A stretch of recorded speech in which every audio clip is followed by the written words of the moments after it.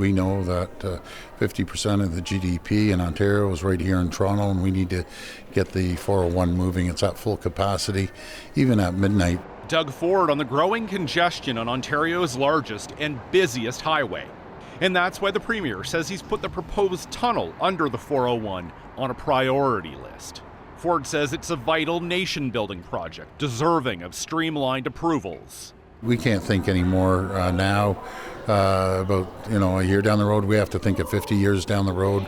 We know through the studies that all 400 series highways will be filled in the next 10 years.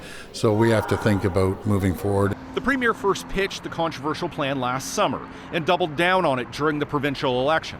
He wants the tunnel to run from Mississauga in the west to Scarborough in the east. Critics say it will cost tens of billions and question whether it would solve the congestion problem. This comes after a meeting with Prime Minister Mark Carney in March, where he asked for the list of projects. Ford has also included the Ring of Fire and GO 2.0 on that list.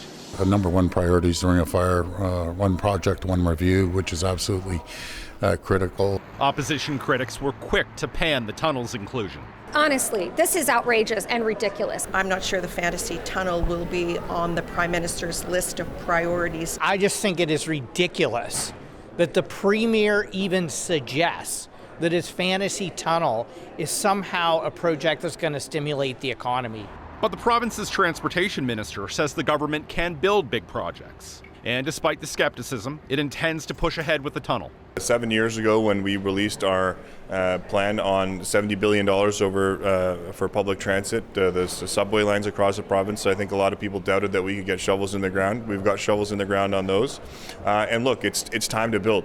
The Ford government said last week that it's moving ahead with the study of the tunnel. It'll take 2 years to complete, and it does contemplate the possibility that the tunnel may not be feasible. That despite the government's desire to push ahead with the project. Shawn, Jeffords, CBC News, Toronto.